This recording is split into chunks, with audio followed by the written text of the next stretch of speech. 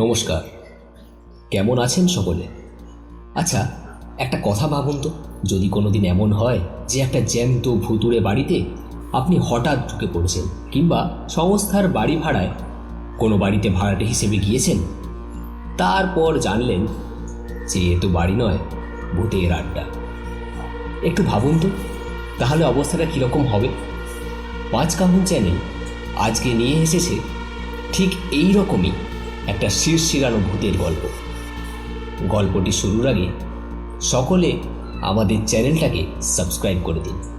আপনাদের এইটুকু সহযোগিতা আমাদের আরও একটু এগিয়ে যেতে সাহায্য। আসুন শুনে নেওয়া যাক সায়ন্তন সরকারের কলমে পাঁচ কাহনের আজকের নিবেদন, গুপ্ত বাড়ির গুপ্ত রহস্য। গুপ্তবাবু বাড়ির একতলাটা অনেক দিন খালি পড়েছিল। কোনো ভাড়াটে এলে কয়েকদিনের মধ্যেই জমার টাকা ফেরত নিয়ে অন্য বাড়িতে উঠে যেত। ঘন ঘন ভাড়াটে বদল হলে পাড়ায় এমনিতেই বাড়ির মালিকের বদনাম হয়। তখন কানাঘুষ হয়ে সবাই বলতে থাকে, এ বাড়িতে নিশ্চয়ই কোনো গণ্ডগোল আছে। হয় এ বাড়িতে ভূতের উপদ্রব, তা না হলে গুপ্তবাবুর স্ত্রী ভাড়াটেদের পেছনে লাগেন। গুপ্তবাবুর স্ত্রী অবশ্য বলতেন, ভূত টুত কিছু নয়, আসলে যারা এই বাড়িতে ভাড়াটে হয়ে আসে, কিছুদিন বসবাস করে, তাদের কপালে ঠিক একটা নিজস্ব ফ্ল্যাট বা বাড়ি জুটে যায়।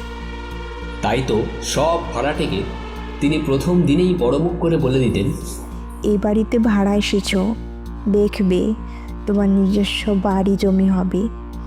এ বাড়িতে আগে যারা ভাড়াটে হয়ে এসেছে তাদের প্রত্যেককেই এখন নিজের নিজের বাড়ি বা ফ্ল্যাট হয়েছে। এই বাড়ি বড় পয়মন্ত বাবা, যে কদিন এখানে থাকবে একটু ভালোভাবে থেকো, বাড়িটাকে একটু যত্ন করো। আমার স্বামী খুব কষ্ট করে বাড়ি তৈরি করেছিলেন, তিনি গত হওয়ার পর আমার সংসার চালাতে খুব কষ্ট হয়। সামান্য কটা পেনশনের টাকা, তাতে কি আর সংসার চলে বাবা? তাছাড়া একতলাটা বড্ড ফাঁকা লাগে, তাই তো ওই একতলাটা ভাড়া দিই, নইলে বাড়ি ভাড়া দিতে আমার এতটুকু ইচ্ছে ছিল না। অনেক খোঁজাখুঁজির পর মামলুদা যখন এ বাড়িতে ভাড়া এলেন, তখনও মাসিমা মানে গুপ্তবাবুর স্ত্রী এই কথাগুলো বলেছিলেন। শুনে মামলুদা একটু অবাকই হয়েছিলেন। পরে দু একদিন মাসিমার সঙ্গে মেলামেশা হয়ে সব কিছু জলের মতো পরিষ্কার হয়ে গিয়েছে। এই বাড়িটা দোতলা, একতলায় বড় বড় তিনটে ঘর, খাবার জায়গা বলতে ছিল এক ফালি লম্বা ঘেরা বারান্দা। রান্নাঘরটা বারান্দার ও পাশে, সবই ঘেরা এক ছাদের নিচে, ঠিক যেন একেবারে আধুনিক ফ্ল্যাট বাড়ি। আর ছিল মস্ত একটা উঠোন, উঠোনে ছিল একটা বিশাল গন্ধরাজ ফুলের গাছ আর কুঁয়োতলা। ঘরগুলোয় মস্ত মস্ত জানালা ছিল, জানালাগুলো দক্ষিণমুখ, সেজন্য কখনো আলো বাতাসের ঘাটতি হতো না। মামলুদার ছিল লেখালেখির শখ। সারাদিন অফিসে হাড় ভাঙা খাটুনির পর বাড়ি ফিরে রাতে বসে যা একটু আধটু সাহিত্য চর্চা করেন। নতুন ভাড়া বাড়িতে হপ্তাখানেক কাটানোর পর একটু গুছিয়ে নিয়ে একদিন লেখার টেবিলে মামলুদা বসলেন। রাত তখন 11:30 হবে। একে একে আশেপাশের বাড়িতে সব আলো নিভে গেল। মামলুদা টেবিল লাইট জেলে আপন মনে লিখেই চলেছেন। বাড়ির সকলে শুয়ে পড়েছে। রাত যত বাড়ছে জানালার বাইরে অন্ধকার ততই ঘুরঘুরটি হচ্ছে। বাইরে কিচ্ছু দেখা যাচ্ছে না, মনে হচ্ছে কৃষ্ণপক্ষ। বাড়ির দক্ষিণ দিকে সরকারবাবুর বাগান। বাগানে গাছপালা অল্প থাকলেও বেশ বড়। বাগানটা পেরোলেই হাইওয়ে। যত রাত বাড়ে ততই হাইওয়েতে যানবাহন দ্রুত চলাচল করে। বিশেষ করে মালপত্তর বোঝাই করা লরিগুলো হেডলাইট জেলে আকাশ বাতাস কাঁপিয়ে ছুটে যায় ওই সময়। মামলুদা তখনও বেশ মন দিয়ে লিখছিলেন। এমন সময় সদর দরজায় খট করে একটা আওয়াজ হলো। আওয়াজ উঠল অবশ্য ভেতর দিক থেকেই। মামলুদা ঠিক বুঝে উঠতে পারলেন না হঠাৎ দরজায় এমন আওয়াজ হলো কেন। কিছুক্ষণ লেখাটা বন্ধ রাখলেন, ভাবলেন, মনের ভুল নয় তো? এই বাড়িতে তো কয়েকদিন কেটে গেলো, কিন্তু এমন আওয়াজ তো কখনো কানে আসেনি। তাছাড়া মাসিমা অত কথার মাঝে তো এসব কিছু বলেননি। চিন্তাটা ফিকে হয়ে এলে মামলুদা আবার আস্তে আস্তে লেখার মধ্যে ডুবে গেলেন। আধ ঘন্টা কেটে যাওয়ার পর মামলুদা ফের শুনতে পেলেন দরজায় ওই আওয়াজটা। এবার সত্যি সত্যি মামলুদা দ্বন্দ্বে পড়ে গেলেন। নানা রকম এলোমেলো উদ্ভট চিন্তা মাথায় এসে ভিড় করল। বাধ্য হয়েই সেই রাতের মতো লেখালেখি বন্ধ করে শুতে গেলেন মামলুদা। কিন্তু শুতে যাওয়ার আগে ভালো করে ঘাড়ে হাতে মুখে জলের ঝাপটা নিয়ে নিলেন। তারপর আলো নিভিয়ে শুতে যাবেন এমন সময় হঠাৎ একটা আলোর ঝলকানি দেওয়ালে পড়তে দেখে চমকে উঠলেন। মামলুদা বুঝে উঠতে পারলেন না হঠাৎ আলোটা এলো কোথা থেকে। চারিদিক তো ঘুরঘুরটি অন্ধকার, বাইরে থেকে টর্চের ফোকাস বলেও তো মনে হলো না। নিছক একটা আলো হঠাৎ এসে দেওয়ালে পড়ে আবার সঙ্গে সঙ্গেই সরে গেল। মামলুদার কাছে ঘটনাটা কেমন যেন রহস্য মনে হলো। সে রাতে তারপর কিন্তু এরকম ঘটনা আর ঘটেনি।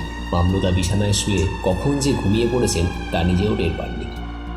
পরদিন সাত সকালে ডোরবেলের আওয়াজে মামলুদার ঘুম ভেঙে গেল। বিছানা থেকে উঠে সদর দরজা খুলেই দেখলেন একজন সাইকেল নিয়ে দাঁড়িয়ে আছে। বয়স বড় জোর বছর 25 হবে। গুপ্তবাবুকে একবার ডেকে দেবেন? গুপ্তবাবু তো বেশ কয়েকদিন হলো মারা গেছেন, তার স্ত্রী আছেন, আমি ডেকে দিচ্ছি, একটু দাঁড়ান। তাকে আর ডাকতে হবে না, আমার গুপ্তবাবুর সঙ্গেই দরকার ছিল। আপনি বুঝি এ বাড়ির ভাড়াটে? কবে এসেছেন? খুব বেশি দিন নয়, সপ্তাহখানেক হলো এসছি। ও তাই বুঝি। আপনাকে ঠিক চিনতে পারলাম না তো, কোথায় থাকেন? আপনি আর আমাকে চিনবেন কি করে? আমি এখন এ তল্লাটেই থাকি না। আগে এ বাড়িতে অনেকদিন ভাড়া ছিলাম, অবশ্য একখানা ঘর নিয়ে, এই এই বাইরের ঘরটা। আর গুপ্তবাবুরাও নিচেই থাকতেন পাশাপাশি দুটো ঘরে। তখন তো দোতলা হয়নি। গুপ্তবাবু খুব ভালো লোক ছিলেন, কিন্তু ভীষণ ভীতু। আমি তো গুপ্তবাবুকে চোখেই দেখিনি, যেটুকু দেখেছি এই মাসিমার মুখ শুনেই আর কি। তবে একটা কথা বলি, আপনি ভাড়াটে বলেই বলছি, সাত কান করবেন না। ওই যে বাড়ির বাইরে যাওয়ার দরজাটা, দেখবেন রাত বিরেতে খটখট আওয়াজ করবে। আর সারা বাড়ি রাতে অন্ধকার হলেই একটা আবছা আলোর ঝলক মাঝে মাঝে দেওয়ালে খেলে বেড়াবে। ভয় পাবেন না যেন।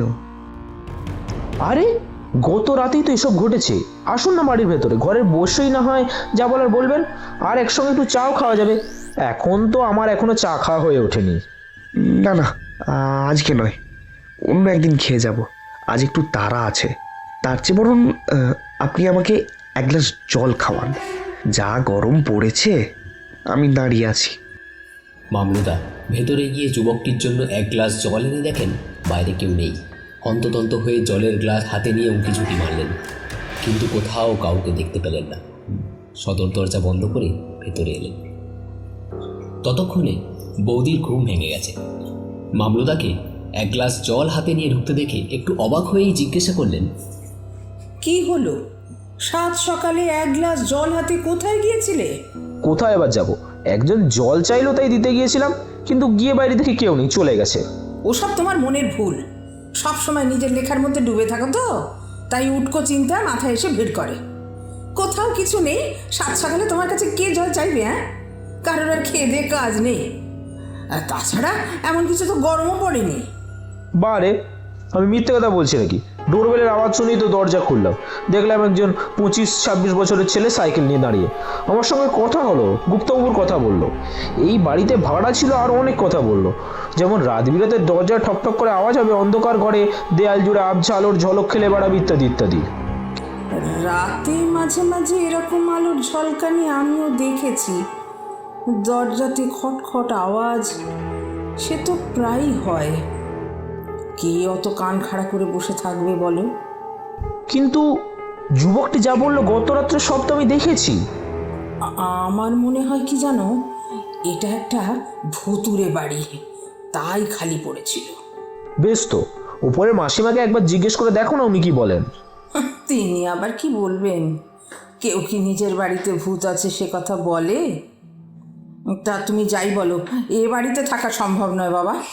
কি আর বলবো, একে বাড়ি ভাড়া পাচ্ছিলাম না, যা বাবা একটা পেলাম, তাও তুমি এসব বলছো। বাড়ি পাচ্ছেন না বলে একটা ভুতুরে বাড়িতে থাকবো নাকি? ভুতুরে বাড়ি তোমায় কে বললো? ভুতুরে বাড়ি না তো কি? এত ঘটনা শোনার পরেও তুমি বলছো ভূত টুত নেই এই বাড়িতে। তুমি এখানে থাকো তো থাকো, আমি আর এক রাত্রেও এখানে থাকবো না, বলে দিলাম। ওসব বাজে কথা ছাড়ো, চলো মাসিমার কাছে গিয়ে ঘটনাটা বলি। মাসিমা একটা গণ্ডগোলের আভাস পেয়ে ওপর থেকে নেমে এলেন। মামলুদা পুরো ঘটনাটা মাসিমাকে বললেন। শুনে মাসিমা একটু অবাক হয়ে জিজ্ঞেস করলেন, তোমরা ভয় পেয়েছো নাকি? এই ঘটনাটা অনেক দিনের পুরনো।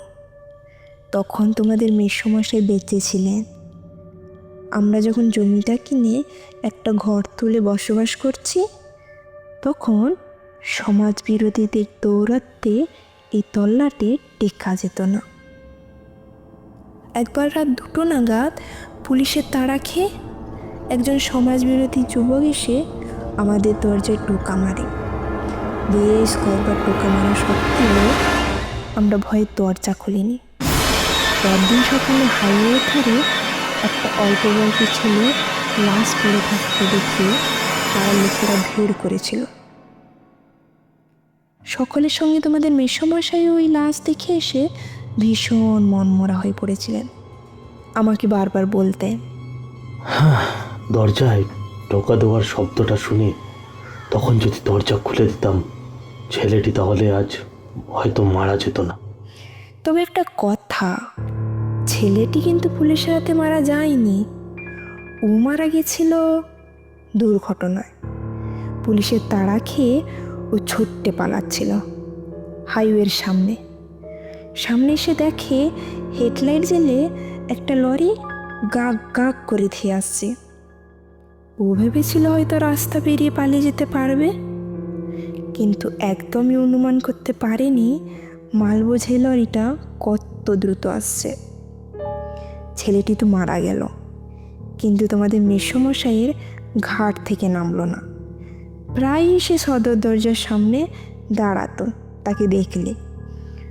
অবশ্য তিনি মারা যাওয়ার পর আর কারো কাছে শুনিনি যে ছেলেটি এসেছে। আগের ভাড়াটাদের বলতে শুনেছি, সে আঁধার রাতে একটা আলোর ঝলকানি ঘরের দেওয়ালে পড়েই সরে যায়। আমি তখন খুব ভয় পেয়ে গেছিলাম। সকলে বলেছে একই কথা। ভাবলাম এই বাড়িতে আবার ভূতের উপদ্রব শুরু হলো নাকি, কিন্তু ওসব কিচ্ছু না। তোমাদের আগের ভাড়াটে ছিলেন পদার্থবিদ্যার অধ্যাপক, তার বিষয় ছিল আলো। তিনি আলো রহস্যটা উদ্ঘাটন করলেন। দেখলেন সকলেই মিছিমিছি ভয় পেয়েছে।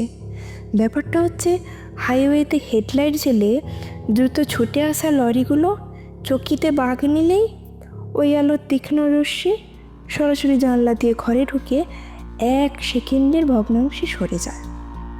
আসলে বেশি রাতেই এটা দেখা যায়। তোমরা যেন এতে ভয় পেও না বাপু। যাই, অনেক দেরি হয়ে গেল, গিয়ে জলখাবারের ব্যবস্থাটা করি গে। মাসিমার কথাগুলো চুপচাপ শুনলেন মামলুদা। কিন্তু সকালে যে যুবকটিকে দেখেছিলেন তার ছবি মন থেকে মুছে ফেলতে পারলেন না। যতদিন ওই বাড়িতে ভাড়া ছিলেন ততদিন দরজার খটখট আওয়াজ আর আঁধার রাতের আলোর ঝলকানি মামলুদার পেছন ছাড়েনি। কেমন লাগলো আপনাদের পাঁচকাহন চ্যানেলের আজকের ভৌতিক সফর? আপনাদের মতামত আমাদের জানাতে ভুলবেন না। পাঁচকাহন চ্যানেলে এখন আপনিও আপনার লেখা পাঠাতে পারেন। গল্প পাঠানোর ঠিকানা হলো galposwalpo2u@gmail.com। ইমেল অ্যাড্রেসটা ডেসক্রিপশনেও দেওয়া আছে। গল্প পাঠানোর সময় সাবজেক্টে লিখবেন হরর টাইম। আজ তাহলে এই পর্যন্তই। ফিরে আসবো আবার একটি নতুন ধরনের গল্প নিয়ে। শুনতে থাকুন, পাশে থাকুন। ধন্যবাদ। শুভরাত্রি।